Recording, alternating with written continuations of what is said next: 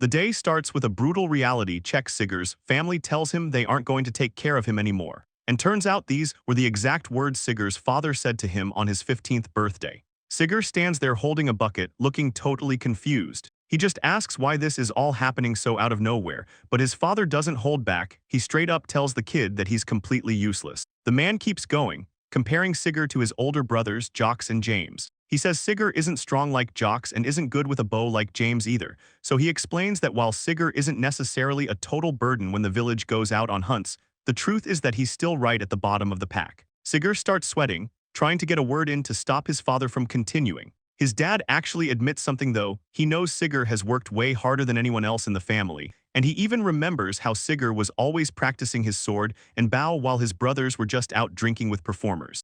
The father grabs Sigur's arms, looking at all the scars, and says these are the hands of someone who's worked hard. Sigur smiles, thinking he's finally being recognized for his effort. But his dad's face goes cold as he says putting in work without results is just pathetic, and he looks the kid dead in the eyes and tells him he just has zero talent. Sigur starts shaking in shock as his father calls him living trash right to his face. So the man says that instead of wasting time raising a defective piece of trash, it's way more productive for him to just move on and make a brand new child. He says having strong sons like Jocks and James is cool, but a pretty girl would be a jackpot, since Jocks, the oldest brother, smirks and says a cute kid can be sold for a really high price. James, the second brother, laughs and says a girl could even become a noble's concubine.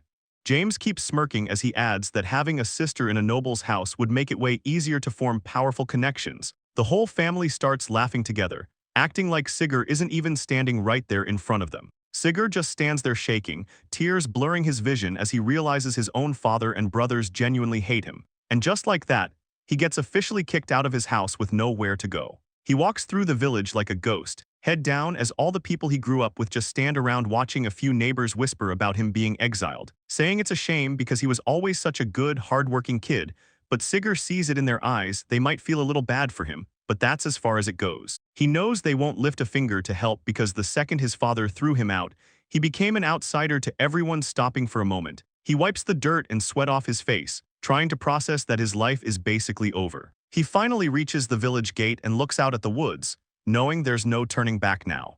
Sigur is completely spiraling, thinking that if he actually steps outside the village, he's as good as dead. He starts listing all the ways it could happen: starvation, freezing to death, or even getting eaten by a monster. His mind is racing as he tries to figure out how he's supposed to survive or what his next move even is. Shaking and crying, he just keeps walking, clutching his arms while his whole body shivers from the stress. It really hits him that he's just a guy whose own parents didn't even want him around anymore, leaving him to wonder if there's even a reason to keep pushing through all of this.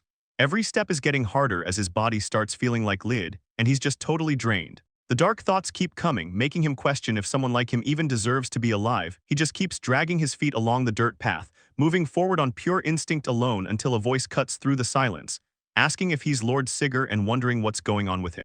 Laramie and Lilamy show up looking a mess, covered in dirt and scratches from following him out of the village. Sigur is shocked to see the two girls standing right there, and after he tells them everything, they finally understand the situation he's in.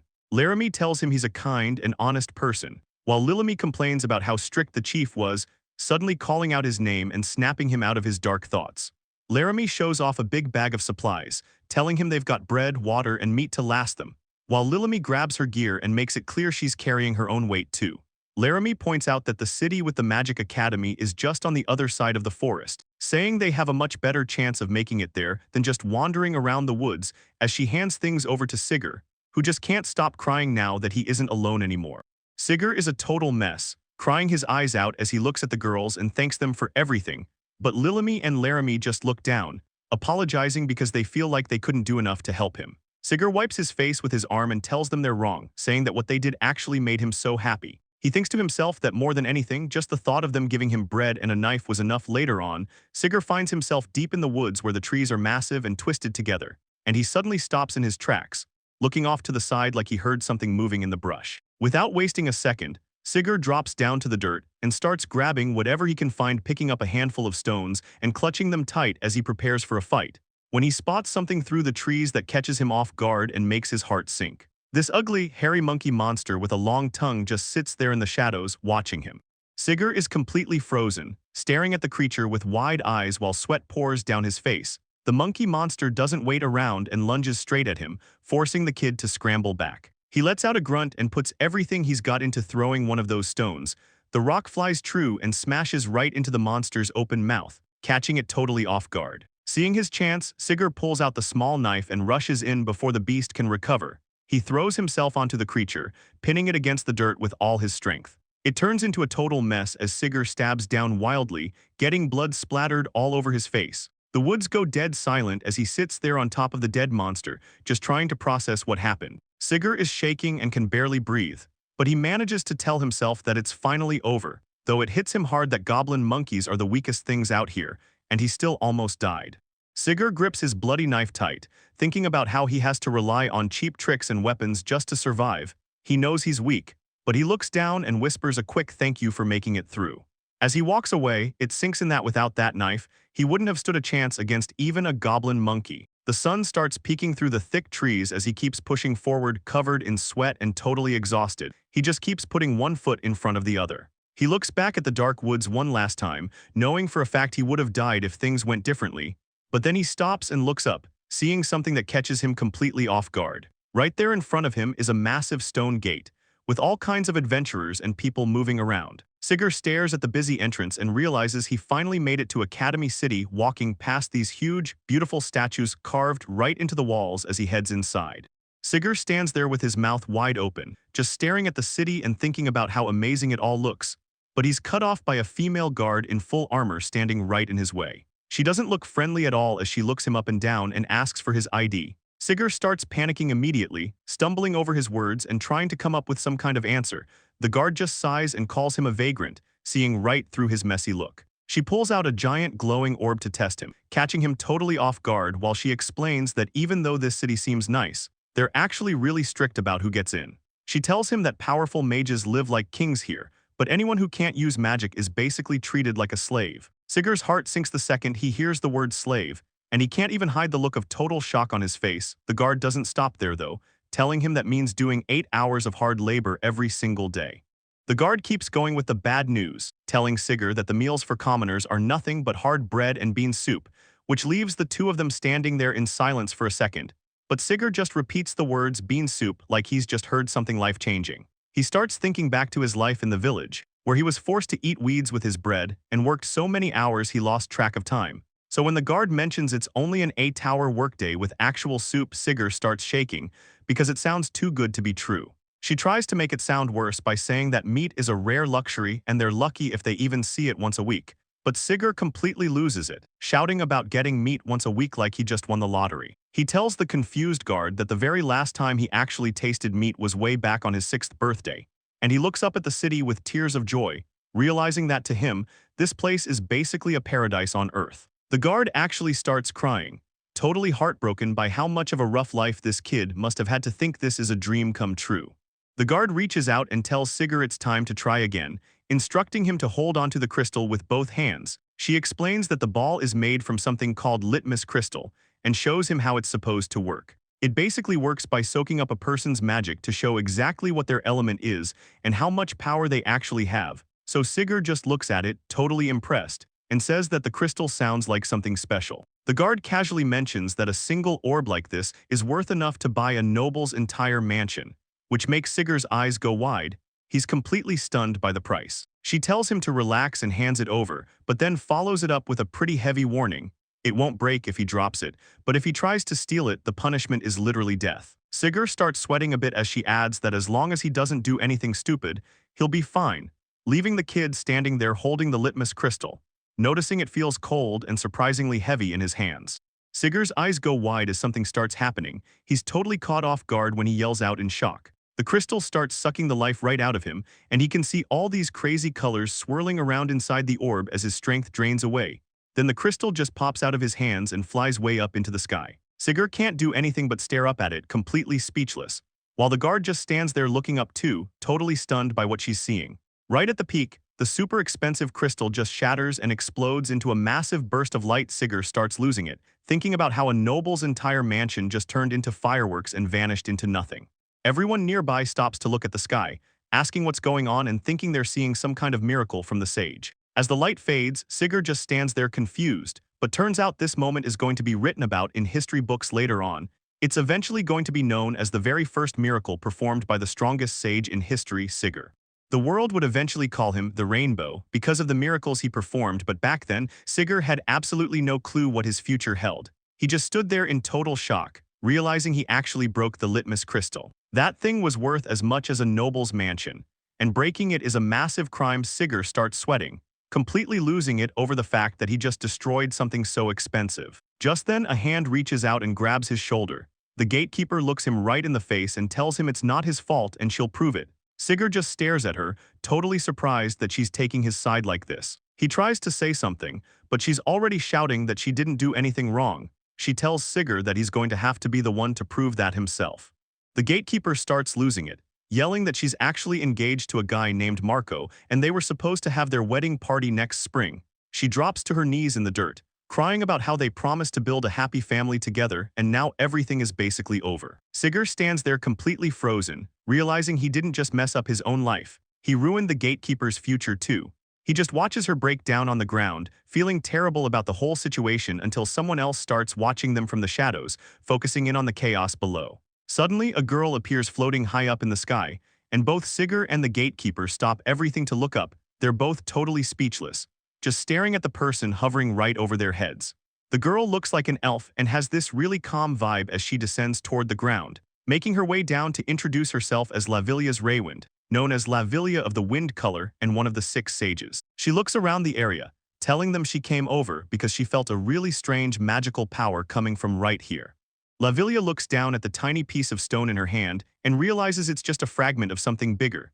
The gatekeeper just collapses face first into the dirt, letting out a long, pathetic groan as she starts crying even harder, repeating over and over again that none of this was her fault. Lavilia looks over at Sigurd and asks the gatekeeper if the kid is the one who caused all this trouble. The gatekeeper yells back that he's innocent and that the whole thing was just a really bad accident.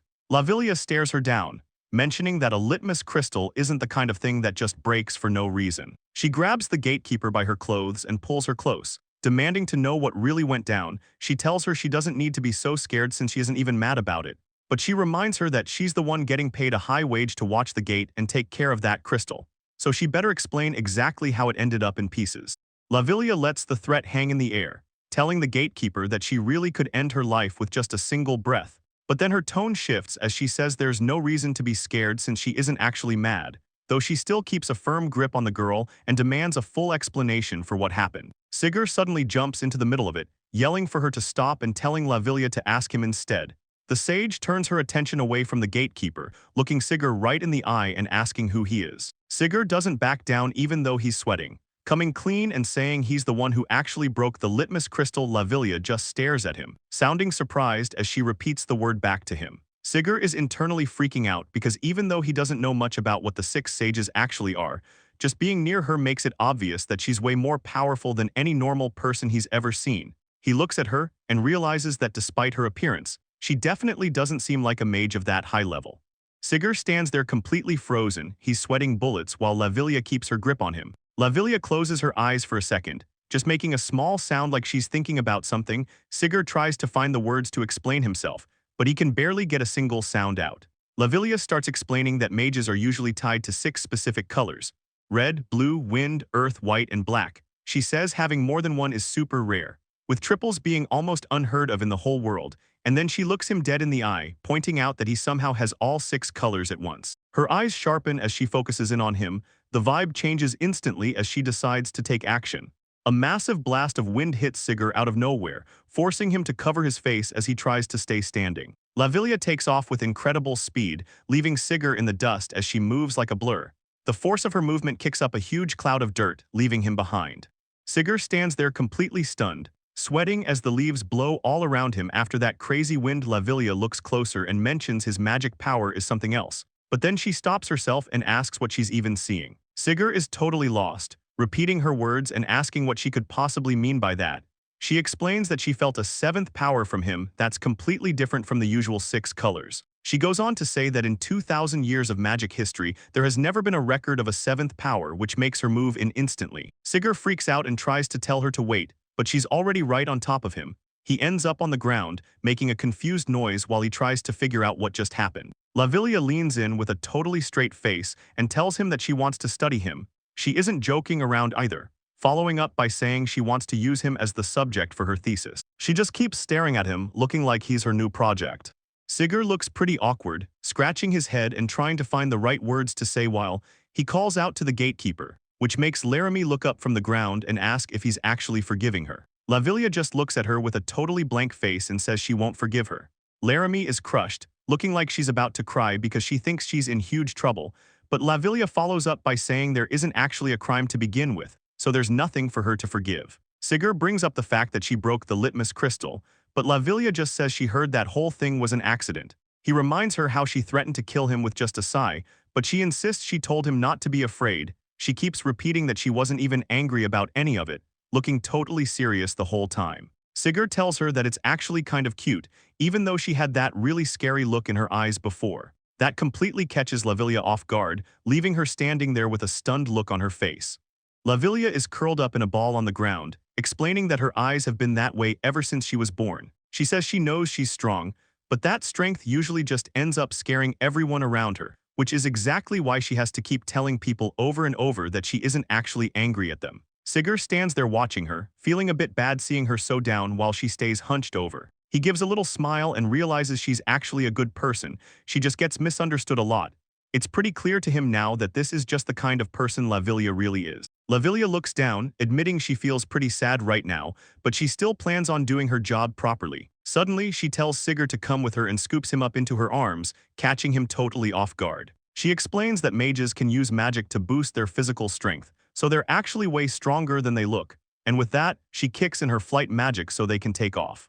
Lavilia focuses her energy, her eyes lighting up as she gets ready to blast off into the sky while holding Sigurd tight, leaving the ground behind, which completely freaks the kid out since he's never done anything like this before. They climb higher and higher until they're soaring way above the rooftops and Sigurd can't believe how huge the city looks from up here. But Lavilia just says it's way easier to see everything from the clouds.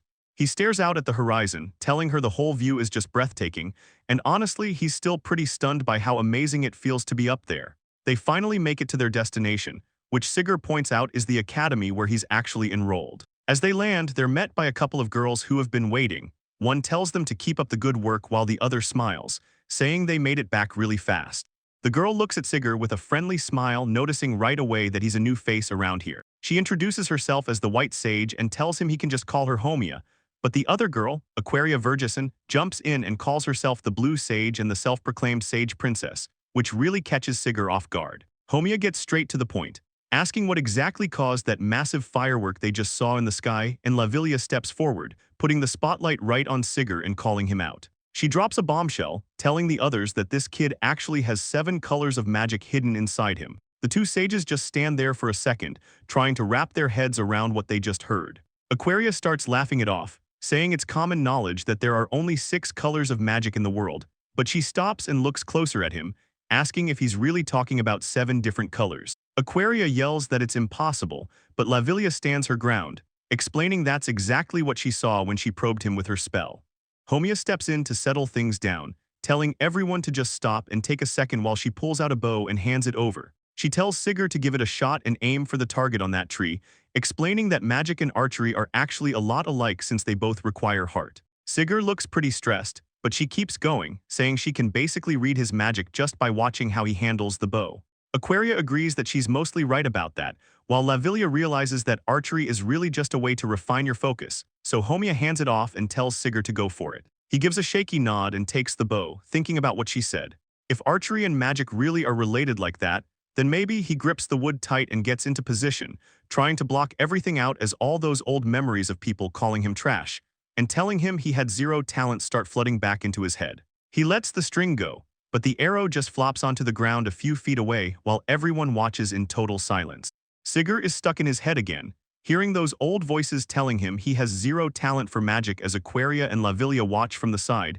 Aquaria doesn't hold back, saying his attempt was just straight up awful. Sigurd is basically shaking and covered in sweat from the pressure, so Homia asks if he wants to try one more time, but before he can even answer, she moves in and gives him a huge hug from behind. He's caught off guard by how warm she feels to him, It feels like he's just standing in the spring sunshine while his eyes go wide from the shock of her being so close to him. Homiya tells him to just hold still for a second and places her hands right over his heart, leaning in close to whisper that she's going to pour her own magic directly into him. She starts to explain that the whole basis of white magic is all about making other people stronger. And since her magic can take on any color, it's the perfect tool to grant power to anyone who needs it.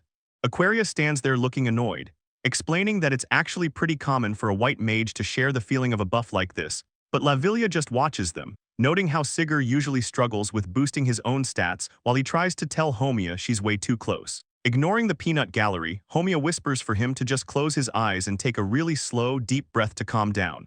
After a second, she tells him to go ahead and open them, and as he does, he notices that the target on the tree, which used to be hidden by a weird black haze, is suddenly looking crystal clear. He starts channeling his magic into both hands just like she said, gripping his bow and arrow as he pulls the string back and levels his aim at the distant tree trunk. But then his eyes go wide when he sees something he's never seen before. There's a literal path of light burning through the air, stretching from the tip of his arrow all the way to the center of the target. He can't believe it. There's a solid white light connecting him directly to his mark, showing him exactly where to shoot.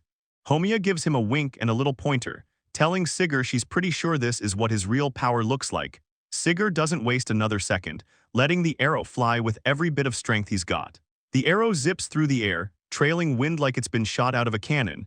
It slams into the tree with a massive impact, looking more like a bomb went off than a simple target practice shot. Homiya is completely floored, asking how a regular arrow could even have that much power, while Lavilia just watches and says the guy is seriously amazing. Sigurd stands there shaking and sweating, staring at the tree because he can't believe the arrow actually went straight. He looks at the damage and thinks about how he spent over 10 years practicing every single day, and yet his arrows never flew right back then, but this one stayed perfectly straight and hit the target dead center. The weight of it finally hits him, and he starts to choke up, barely able to keep it together as he drops to his knees right there on the stones and just starts bawling his eyes out.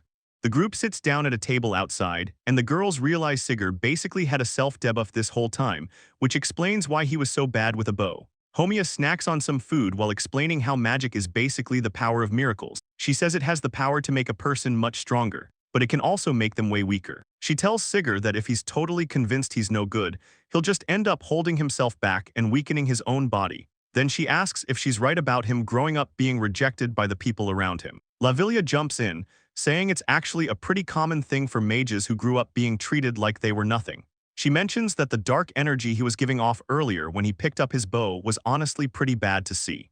But then she laughs it off, telling Sigurd she wasn't actually disappointed in him or anything like that. Sigurd looks down at his hands, finally starting to understand that his own belief about having zero talent was the only thing actually stopping him from being great this entire time.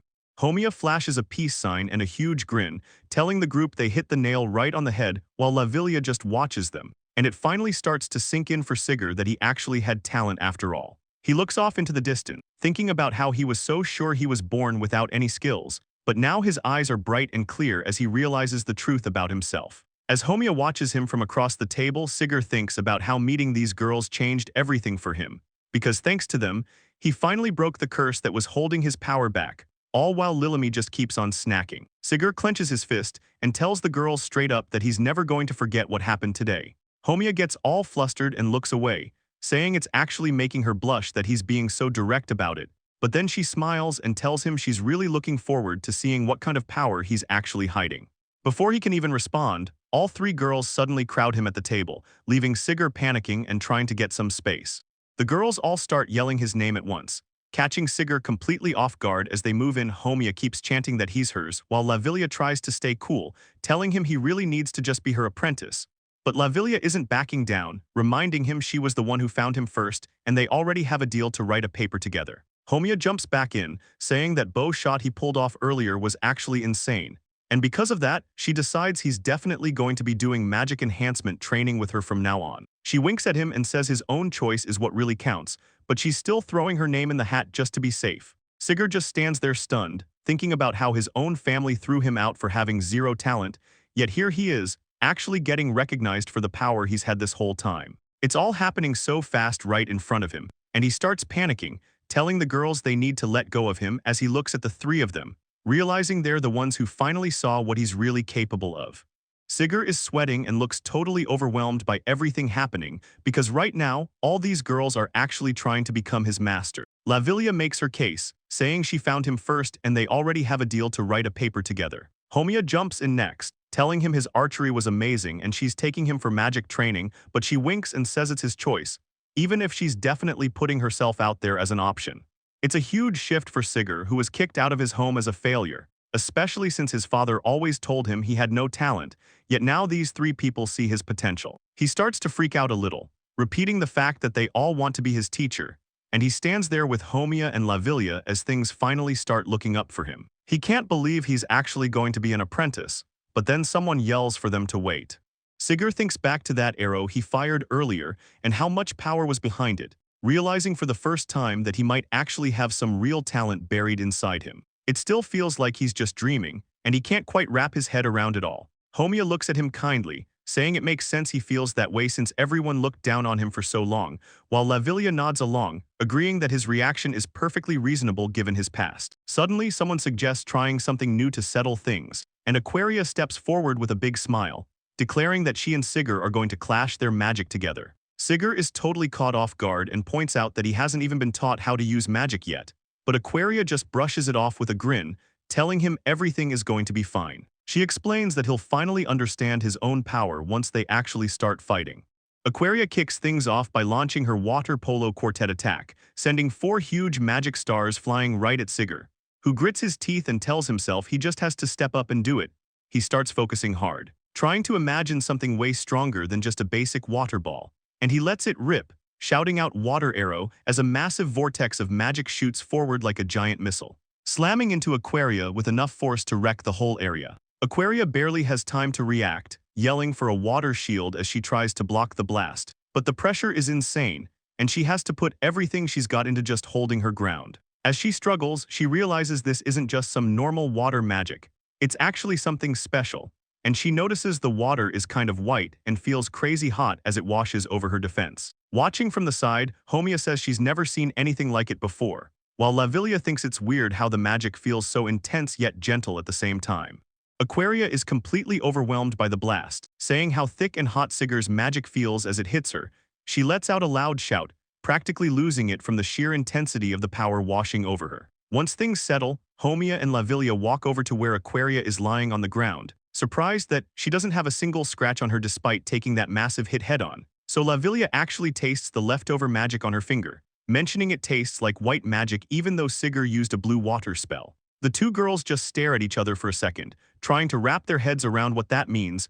Homia finally smiles and agrees, saying the magic definitely has that gentle and soothing taste of a white spell. But Lavilia points out the obvious problem: you can't get that much water without blue magic. So Homia wonders if Sigur somehow used a combination of both types at the same time, which leaves Sigur standing there totally lost, admitting he has no idea what they're even talking about. Homia starts explaining the basic, saying magic comes in 6 elemental colors and most people are stuck with just one. She points out that while some people called doubles or triples have more, she wants to make sure Sigur is following along, so he says he gets it. The catch is that even those special people can't actually mix their elements together. Homia shows him by sparking some fire, explaining that as a double, she can only cast different spells from different hands at the same time. She mentions that the only person ever recorded combining magic was the legendary great sage from the old stories. Getting all worked up, she tells him that figuring out how to recreate that composite magic is basically the ultimate dream for every researcher out there. It's just so impossibly hard to pull off that most people eventually give up and decide it can't be done. But Lavilia steps up with a serious look and tells Sigur she wants him to cast that magic on her, which totally catches him off guard. She really wants to experience a legendary technique like that for herself. Sigur looks her over and thinks it through, figuring the spell seems safe enough to try. Sigur starts getting pretty nervous, thinking about how high their expectations are for his magic and wondering if he can actually deliver. Lavilia just sits there covered in the white slime from the spell, letting out a soft sound while the others look on at the aftermath. One of the girls is completely flushed and covered in the stuff, struggling to find the right words for how she's feeling right now. She ends up slumping over the table in total embarrassment, mentioning she feels like she just showed a side of herself she shouldn't have while Homia just smiles. Homia doesn't seem to mind at all, happily telling the group that the whole experience actually felt pretty amazing. Meanwhile, Lavilia is already busy taking notes, writing down how the composite magic combines the unique heat from the white attribute. She explains in her notebook that the slime effect from the blue magic mix raises the body temperature and feels really good. So she figures this new substance could even be used as a key ingredient for brewing some kind of new potion. Homiya gets serious for a second and warns Sigurd that having a 7th attribute and composite magic means he's going to be a huge target. She tells him he needs to watch out, because there's a good chance people might try to kidnap him to use his power for the military. Sigurd looks completely horrified as Homiya mentions people might even dissect him for research, and she doesn't stop there, adding that assassination is another big risk. Sigurd grabs his head in a total panic, wondering how he's supposed to handle any of this. Aquaria points out that his dangerous situation is exactly why he's lucky they're around, while Lavilia tells him straight up that he needs their help. Homiya offers to teach him the basics and how to actually apply his magic, but Lavilia keeps it real by saying that in the end, violence solves everything. Aquaria gives him a wink and tells him it's time to make a move.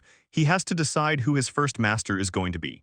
Lavilia doesn't really give him a choice though, calling Sigurd over to her right away so she can blast him with a gust of wind magic that swirls all around his body. Sigurd ends up floating high above the ground and realizes wind magic is actually pretty fun, especially since he can finally fly.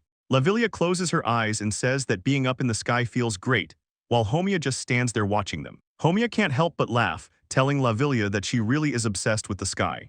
Lavilia keeps holding onto Sigurd as they float, telling him how great it feels to fly through the sky, but Aquaria cuts in to brag about her own power, claiming blue magic is easily the most magnificent thing in the entire world. To prove her point, she lets loose huge spikes of ice and water shoot up from the ground all around her. Sigurd can only watch as a massive dolphin made of water leaps right over him, which leaves the kid looking totally blown away, calling the whole display amazing. Homiya gives the other 2 girls some credit for the show, but then she steps up and says it's her turn next. She looks at Sigurd and starts explaining what he'll get out of it if he picks her as his teacher. Aquaria isn't in the mood for a long speech though, so she just yells at Homiya to shut up and show off her magic already.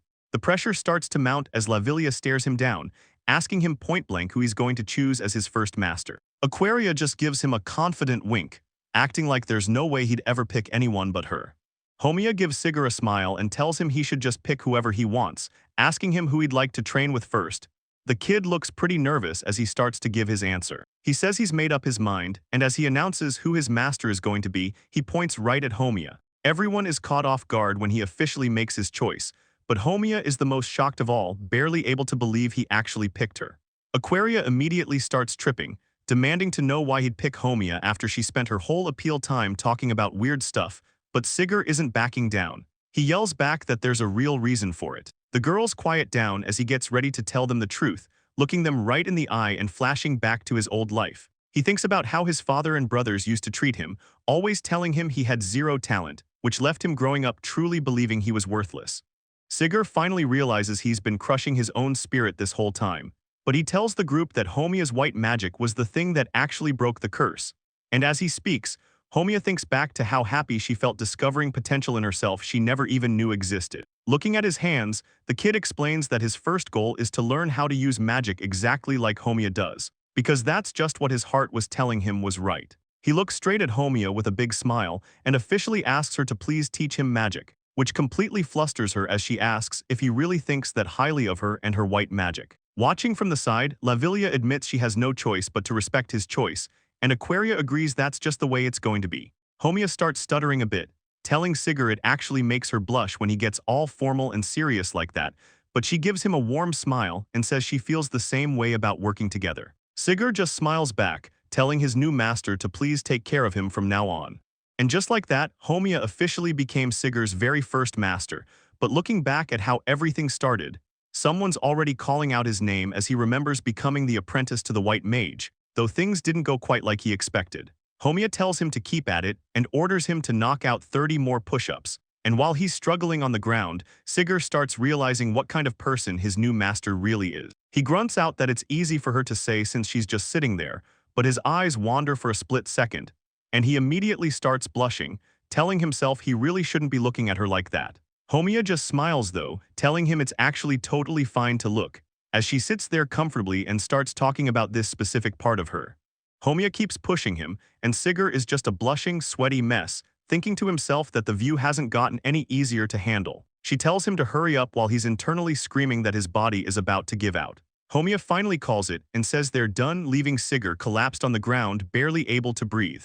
But the break doesn't last long because she tells him running is next, and he's gotta pull her in a tub for 100 laps. Sigurd absolutely loses it, shouting out in total shock because 100 laps is just insane. He looks out at the massive forest path ahead of them, thinking there's no way he can do this since the garden is way too big. While scratching his head, he asks Homiya if they're ever actually going to do any real magic training. Homiya just winks at him, explaining that the body is the foundation for every single type of magic. She hops into the tub and casually mentions that without proper training, the recoil from strong spells could literally kill him, which totally freaks him out. She gives him a bright smile and says this counts as magic practice too, leaving Sigurd just staring at his new master. Sigurd decides that if that's how it is, he's just going to give it everything he's got, and he looks ready to go. He starts sprinting through the woods, pulling Homiya along in that wooden tub while she just sits back and watches him work. Homiya is totally loving it, cheering him on and acting all playful as he struggles with the weight. She tells him to keep going while he's already starting to break a sweat from the effort. Then she mentions how she's really rooting for him, but Sigurd looks like he's starting to get a bad feeling about this. As she finishes her sentence, his eyes go wide because he realizes things are about to get a lot harder. Homiya just lets out a little laugh, and suddenly Laramie and Lilimi have jumped into the tub too, making Sigurd yell that they're literally multiplying. He's pulling all three girls through the woods now, a total workout. The trail passes by a nice little stream with fish in the water. The path finally opens up as they get closer to some small buildings. Sigurd is still out in the woods, pushing his body to the absolute limit, and he's breathing so hard he can barely catch his breath. But he's not stopping until he finally hits the finish line and yells out that he actually finished all 100 laps. Homiya shows up right away with a drink and tells him to get some water in him. The kid is totally wiped out, just sitting there trying to recover while he drinks. Homiya looks at him with a big smile and says he's amazing, admitting she's actually shocked he finished the whole thing, which makes Sigurd's eyes go wide as he asks if she seriously gave him a workout she didn't think he could complete. She just kind of brushes it off, saying that since it's only day one, her real plan was to see exactly when he'd give up just so she could figure out where his limits are. She starts wiping the sweat off his face and mentions that even 50 laps would have been crazy impressive, but he just kept going. Homiya keeps wiping the sweat off Sigurd's face and tells him she's actually got really high hopes for him. Sigurd looks down and starts thinking about all that boring basic training he used to do back in the village. He realizes all that hard work finally paid off. The old debuff is gone and it's turned into actual strength. And Homiya leans in close, telling him he's worked so hard, which really catches him off guard, making him look at her with wide eyes. She tells him it's finally time to move on and asks if they should get started on some magic. She holds up a finger to get his attention and show him how it's done, explaining that the absolute basics of white magic is protection, specifically magic that lets you harden your body. She tells him he can use it to block most surprise attacks or even special moves from enemies, and then she closes her eyes to focus, letting the magical energy flow all around her. Homiya lets out a quick breath to steady herself, while Sigurd just stands there watching her every move, looking a bit nervous as he realizes her magic power is actually active, feeling the energy flow out from her and spread across the room like a huge wave. She gives him a confident smile and tells him she's coming at him, shouting that it's time to go as she thrusts a dagger straight into his stomach. The blade hits hard, but instead of cutting him, it just sparks against his skin. Sigurd can't help but shout out in surprise when he realizes he's still in one piece. He stares down at his stomach and says he can't believe the knife didn't even pierce him, finally seeing just how strong white magic really is. Homiya looks over at him with a grin and asks if he wants to give it a shot himself. Sigurd takes a deep breath and closes his eyes, telling himself to stay calm and keep his mind focused on the task. He starts directing his energy toward Homiya, telling her he's going to try casting the protection spell on her this time. He asks how that feels as the magic takes hold, and Homiya flinches a bit from the sudden pressure of his power.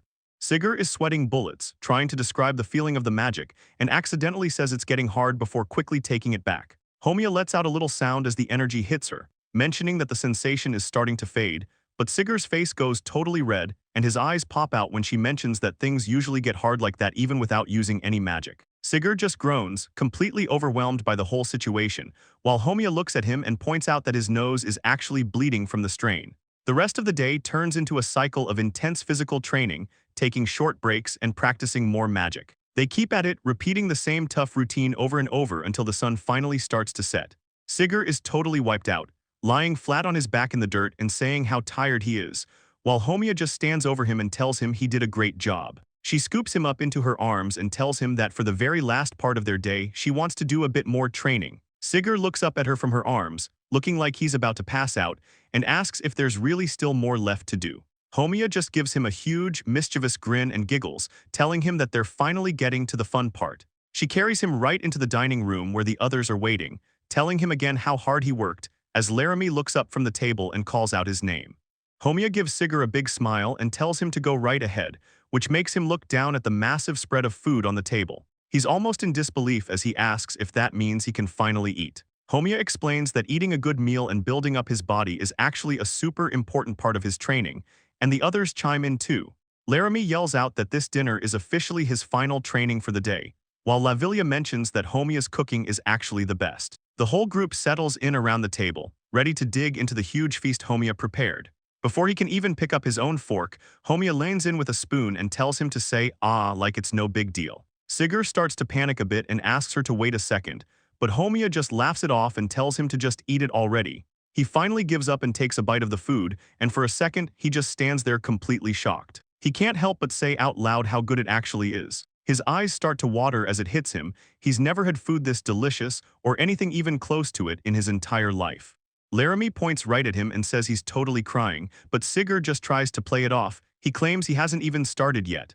Homia just sits there with a warm smile, happy to see everyone getting along so well at the table. Suddenly, Lavilia stops and looks toward the window like she senses something or someone is outside, and a pigeon flies right in and lands on her shoulder, cooing away as it gets her attention. The bird keeps making noise, and it looks like Lavilia is actually listening to what it has to say. Homia explains that Lavilia can talk to all the animals in the forest, which makes Sigurd realize how cool her powers really are. The moon hangs high over the area as the night goes on, but the peace doesn't last long because Lavilia tells everyone the bird brought news from the southern forest near Anvi village, and it turns out there's been a sighting of a mid-level monster called a dragon turtle. Sigurd looks pretty confused by the news, and he just asks her what a dragon turtle even is. Lavilia explains that the creature is basically a turtle with dragon traits. It only wakes up once every 10 years and eats everything in its path, even mentioning that there are old stories of this monster destroying entire countries. Sigurd can't believe what he's hearing. He just repeats the word country while starting to sweat. Lavilia notes that these sightings are usually just people confusing it for a normal big forest turtle, but if this thing is actually real, it's going to be a massive disaster for everyone nearby. The news hits Sigurd hard. He stands there shaking as he realizes Anvi village is right in the line of fire. Homia notices him looking completely pale and asks if he's doing okay, so Sigurd looks down and tells her the truth. Anvi village is actually his hometown. He remembers his father standing over him and treating him like garbage. His brothers always showed off their power while he was left in the dust. Sigurd thinks back to his childhood, just him carrying massive loads while the other villagers laugh in his face. He looks pretty drained and admits that he doesn't really have any good memories from back then, going as far as to say that if he's being honest, he absolutely hates that village. Homia and Aquaria just stand there listening, taking in how much he's been through, but Aquaria keeps it cold, reminding everyone that their only real duty is to keep this city safe. She even says there's no issue with waiting until the village is totally gone before they move out, leaving Sigurd thinking about the few people who were actually nice to Sigrun and the innocent kids still there. He looks unsure and tells himself they've helped enough already that it should be fine to just let it go. After all, he remembers it's a place where the mayor is fine with abandoning his own kid, yet Homia looks at him and says that kids always find a way to keep hoping for their parents, no matter what. Homia looks down, thinking about how she used to believe that if she just tried hard enough, she could finally get her parents to love her or even just smile at her, so she kept pushing for that future. But it always ends the same way, with everything falling apart and everyone just getting hurt. Lavilia looks at Sigurd and explains that Homia was abandoned by her parents too, just like he was, and Sigurd realizes she's only saying this to be kind, trying to stop him from getting his hopes up, but Sigurd stands his ground in front of the girls and tells them that even so, he still wants to go help Sigrun. Homia is caught off guard, whispering Sigrun's name and asking him why he'd go that far, so Sigurd looks down and admits that until yesterday, he was a nobody with no talent and no dreams at all. He stares at his own hand, thinking about how everything in his life changed in just 24 hours. Because in that one day, he finally found a kind of happiness he never thought was possible. Sigurd looks at her with a calm smile and says that nobody really knows what the future is gonna hold, which leaves Homia just standing there, totally speechless as she listens to him talk. He goes on to say that even if he hates where he came from right now, there might be a day where he actually misses it, admitting he might even want to make up with his dad and the other villagers later. but he can't do that if the village is already wiped out. Homia looks like she's about to cry, telling him that if he goes back there, he's just gonna get hurt even worse than before, yelling that the pain might be so bad he'll never be able to get over it. Sigurd doesn't back down though, he just shouts back that if that happens, he'll just need her to be there to comfort him. That totally breaks the tension, and Homia starts wiping her tears away while laughing at how ridiculous he's being, smiling through the last of her tears, and telling him he's honestly way too spoiled. Lavilia watches the two of them, mentioning how having a big sister who can handle anything probably makes it easy for him to just say whatever's on his mind. Homia smiles gently at him, saying that having all those selfish desires probably makes him want to just let them out, telling him it's totally fine, and he should just let everything he's feeling go. Sigurd just stands there looking completely shocked, sweating as he tries to process what she's telling him, asking her if she really means he's supposed to dump all his selfishness onto her, and she confirms that's exactly it. She tells him he should just let it all out into his big sister's heart. But the second the words leave her mouth, Homia looks totally stunned by what she just said. She gets hit with a massive wave of embarrassment, instantly hiding her face as she turns bright red. Aquaria steps in right then, announcing that it seems like everyone is finally on the same page, and they have an agreement, telling Sigurd it's time to unleash the kind of words that a student of the world's greatest magician should say. Sigurd gets a serious look on his face, and finally asks them to please help him save his hometown. The girls are all set to go. Aquaria smirks, while Homia gives a gentle smile. Aquaria summons a giant water dolphin and tells Sigurd to check out its power. As they blast across the water, Sigurd is completely floored by the speed, barely able to keep his eyes open while they fly toward the village. Aquaria shouts that they've arrived and stops on a dime, sending Sigurd and Homia flying right off the back. Sigurd hits the dirt and rubs his head, groaning about how much that landing hurt. But then he looks up and his face turns bright red as he shouts out Sigrun's name in total shock. He starts panicking and yelling for Homia, desperately trying to push his way out from under someone, while Homia is also losing it, telling Sigrun to wait a second and hold on. Sigurd is stuck in a really awkward spot and gasps that he literally can't breathe, leaving Aquaria to shout at them defensively, making the excuse that she's just used to riding alone. Aquaria looks pretty stressed as she tries to explain herself, saying she just habitually stopped the way she does when she's riding alone. Homia keeps a polite smile on her face while she starts to reply, telling her that even if she is by herself, landing like that is still way too dangerous. Moving on, Lavilia turns towards Sigurd and points out that they've finally made it back to the village, but Sigurd is already busy wrapping a massive pile of bandages around his head to hide his face. Lavilia just stands there watching him with a totally blank look. She eventually speaks up and asks what he's even doing with all that stuff on his head. Sigurd finishes the look and explains that since he was exiled, things would get messy if anyone recognized him. So Lavilia pulls out a goofy-looking animal mask and suggests he goes as the world-reforming masked man. Sigurd looks at the mask with a pretty skeptical face and just asks who Yano is supposed to be. Lavilia puts on a bird mask and says it's handy for hiding her sage status, and she tells Sigurd he's wearing one too, leaving him looking pretty confused about the plan. The two of them strike a dramatic pose together, and Sigurd asks her if he's doing it right. Sigurd looks at her and says he's just glad she's satisfied with how they look. Then he turns towards Sigrun and apologizes for making her wait so long while they got ready. Sigrun and the others show up in even crazier masks, telling Sigurd the vibe is perfect. Sigurd points out how unique everyone looks while the girls have a blast with the masks. Lavilia stands there looking out toward the village with her mask on, and she stays totally quiet, just staring ahead like she's sensing something. The group of masked strangers walks through the village past the locals.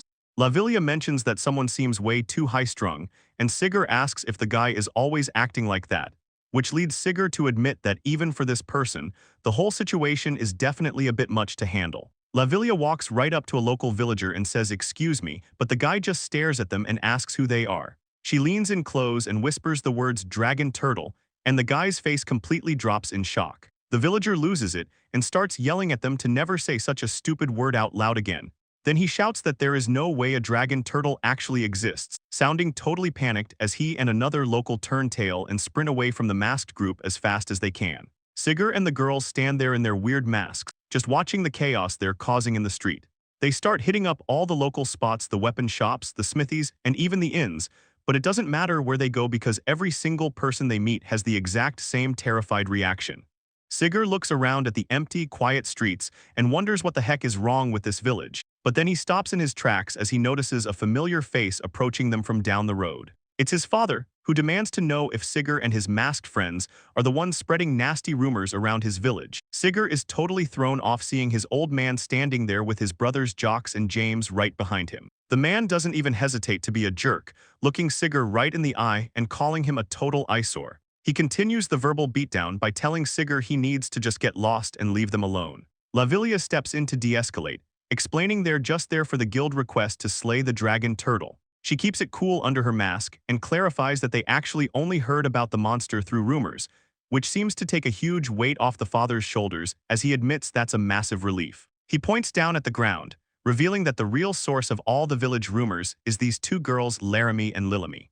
Sigurd stands there in total shock, realizing the two girls being singled out are none other than Laramie and Lilamy. His father looks down at the girls and explains they were caught spreading lies about a dragon turtle in the forest, so he claims that ruining the village's reputation is a crime that earns them this kind of brutal punishment. The man gets right in their faces, warning them about what happens if they keep spreading these rumors, but Lavilia suddenly moves in and cuts him off, catching the old man completely off guard. He glares at her, clearly annoyed, and asks what the heck she thinks she's doing. Without saying much, she holds up a small, dried-out object and identifies it as a larva's husk. She keeps a straight face behind her mask and tells them she just found it right there. Sigurd stares at her, completely baffled, wondering where she even managed to find something like that so fast. The surrounding villagers start to freak out, realizing that if she's telling the truth, they're all in some serious trouble. The village leader just starts laughing like the whole situation is a joke. While Sigurd stands back, his father mocks the evidence, saying a tiny husk like that is basically just a lizard and doesn't prove anything. Sigurd and his group stand there in silence. Everyone's just watching the old man lose it as he reminds them that this is his village, and anyone who tries to mess with its reputation is asking for trouble. He looks right at them and warns that they'll all end up exactly the same way. The guy keeps going, telling them they've been ruining the whole vibe of the village lately, so Sigurd looks down at the two girls on the ground. He thinks about how the villagers all turned their backs on him. But he remembers that these two were different. They actually looked out for him, and he stands there looking focused. He isn't about to let this slide after what they did for him. Back when he was kicked out and everyone else ignored him, Laramie and Lilamy were the only ones who gave him bread and a knife. Sigurd thinks about how he only made it to Homia and his other friends because of the kindness these girls showed him back then, so he reaches up and grabs his mask, getting ready to show his face. He pulls it off completely, revealing his face to everyone standing there. Sigurd's father looks like he's seen a ghost, sweat dripping down his face as he asks why he's even here. Lilamy calls out to Lord Sigurd, saying they actually made it back safely, while Laramie just cries on the ground about how glad she is that they're okay. Sigurd just stares at them, looking pretty torn up seeing them in that state. He remembers the time his father stood over the girls while they were screaming and terrified. In the memory, his father snaps and asks if people think the kid hasn't been punished enough yet. The old man yells about how he sat on his own son, beat him, and dragged him through the whole village, and he even brags about making every single person in the village hit him, leaving the girls tied up and forced to watch it all. Sigurd's father laughs about how the villagers were a real riot, and he brags that even though they were shaking with fear, not a single person refused to hit Sigurd when told to. The old man just says it was only natural, explaining that everyone in the village knows if they ever defy him, they'll be the next ones getting punished. He says there was only one fool who didn't understand that, but someone tries to cut him off. The father stares Sigurd down and asks why he even showed his face back here. Sigurd looks him right in the eyes and tells his father to just stop this already. But the old man brings up the past, claiming the two girls spread lies about a dragon turtle being in the forest. He yells that ruining the village's reputation with rumors like that is a crime worthy of a brutal punishment, while the girls remember getting kicked and punched so many times they could barely move.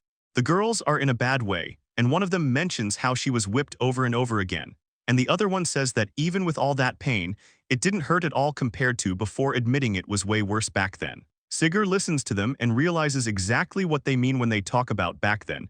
It takes him back to a memory of his father sitting at a table, casually cutting into a steak while the two girls sat huddled on the floor like trash. A young boy at the table looks over and asks his father who they're supposed to be, so the old man bluntly tells him they're just twin slaves. The girls look terrified, and he adds that he just picked them up from his usual slave trader like it was nothing.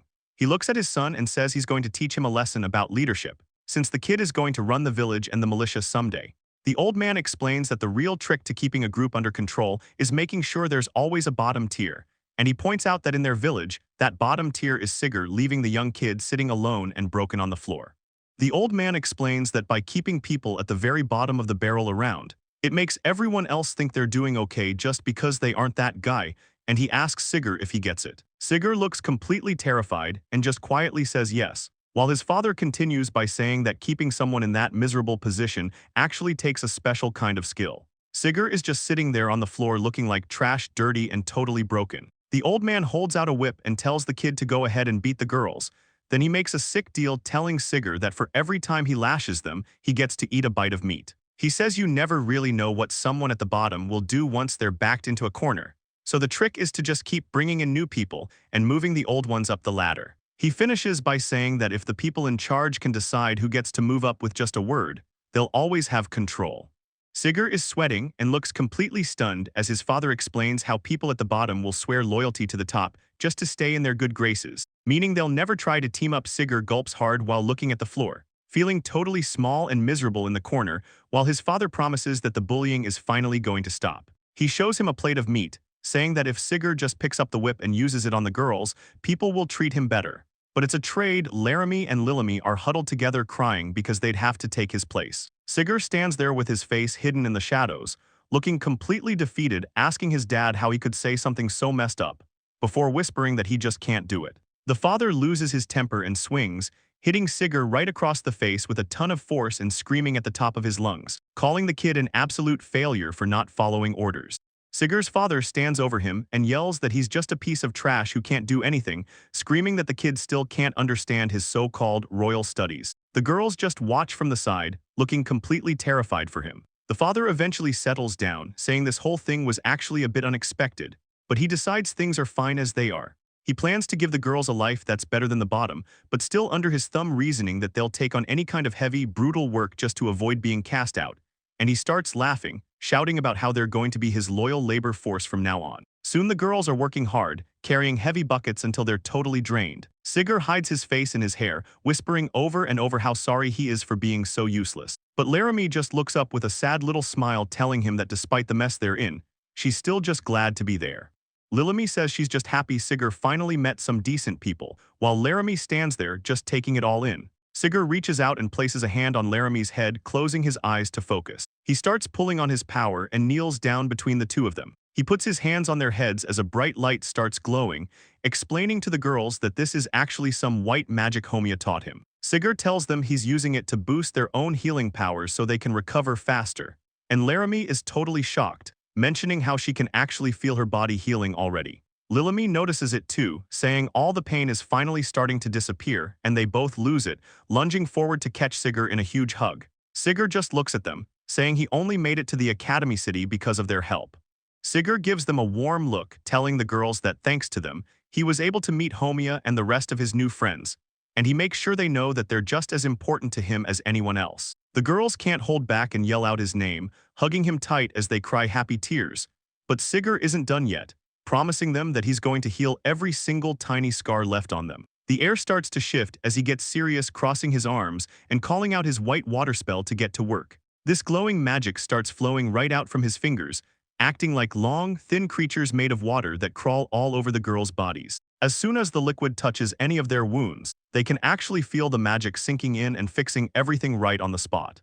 Laramie is wide-eyed as she watches the magic work, telling Sigurd how amazing it feels. She explains that the thick liquid is clinging to all the marks on her body and fixing them, which makes her realize the magic is even getting deep into the cracks of her old wounds. She's purely happy as she watches herself finally healing up, and seeing how well it's working, Sigurd thinks to himself that everything is going great. He decides it's time to step things up and expands the range of his spell.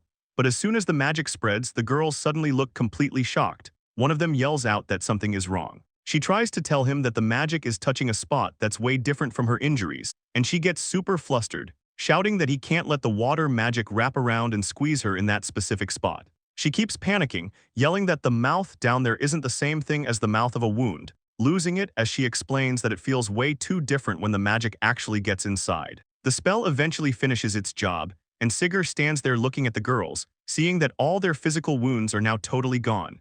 Even though they're completely healed now, Sigurd looks pretty awkward and starts sweating, realizing he definitely messed up with how he handled that spell.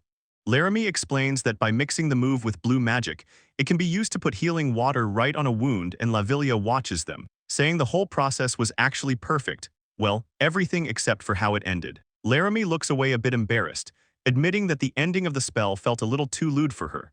But Homia just grabs Sigurd and tells him it's amazing how fast he can use his magic, really catching him off guard. Sigurd starts to freak out and tells Homia to wait, saying she can't be doing stuff like this out in the open. Homia gets this really intense look in her eyes and just tells him to go ahead and do it. Back at the village, Sigurd's father looks on with total disgust, calling out the woman that his failure of a son brought along. He keeps insulting them, saying that just like Sigurd, there's no way this girl has any real power to speak of. Without a second thought, the father gives the order to pierce them, and James fires an arrow straight at the group.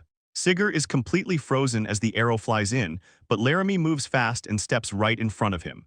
Sigrun moves in a blur, catching the arrow right out of the air before it can touch Sigurd, who's just standing there. Seeing her catch a deadly shot with her bare hands leaves the father and the villagers totally speechless, and Sigurd says her name under his breath, but Sigrun just looks down at the arrow, telling everyone she was only trying to save them. She looks at the arrow and mentions how even after all the terrible things the village did to Sigurd, he still went out of his way to try and save the very people who treated him like garbage. Sigrun pulls him into a tight hug, yelling that he's so sweet and kind it's actually painful for her to watch, leaving Sigurd looking up at her as he quietly says Homia's name, finally starting to see what's really going on. He stands up and thanks her, telling her he's got it from here, while Sigrun watches him walk toward his family. Sigurd faces the crowd and tells them that Lavilia already gave him all the evidence he needed to be sure. He shouts at the top of his lungs that the dragon turtle is definitely real, and if it's real, then it's out there.